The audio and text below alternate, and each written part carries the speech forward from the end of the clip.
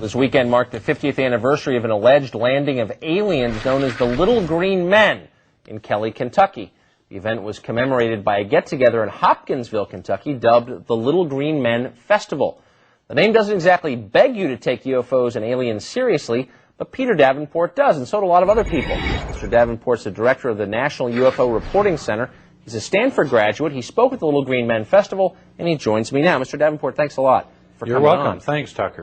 I take what you say seriously. Here's the question that's always nagged at me. If there are UFOs, government obviously would have federal government would have a real interest in finding out for national security reasons, among others. They know, presumably, if these exist. Why would they hide that information from the public? I don't know. I wish I had an adequate answer for that question. I'm afraid you're going to have to pose that to the government to get an adequate answer. I just don't know, and it's one of the many things that really mystifies us UFO investigators, and which we think is significant.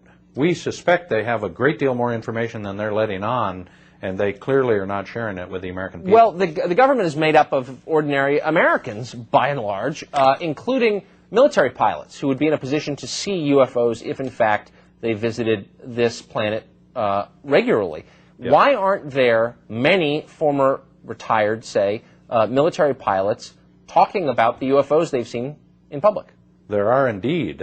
We've received many reports from them, and other UFO organizations have as well over recent years, and they're coming forward in ever greater numbers to report their experience with this phenomenon. Why do you think those reports don't make it into the mainstream press very often?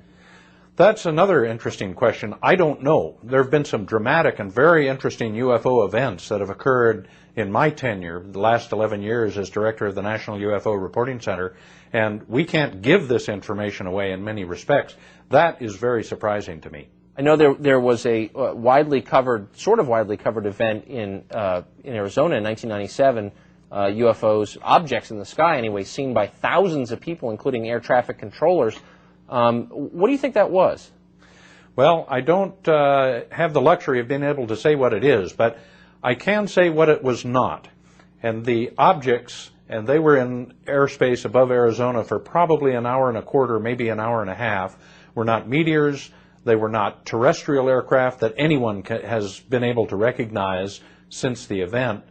And that's the thing that we're usually left with in the field of ufology, is about all we can do is eliminate logical possibilities, and we're always left with this question mark. Until we have a long-handled butterfly net that will allow us to reach up and snag one of these objects, all we can do is label them as an other, I'm afraid. Ufology, I've never heard that. Thanks for introducing that term. How do I, as an ordinary person, know if I'm looking at a UFO or, say, a weather balloon? What are the marker signs for UFO? Well, there really aren't that many weather balloons. That's an old saw that people frequently allude to. But your question implies there could be mistaken identity, and in fact, that is very often the case.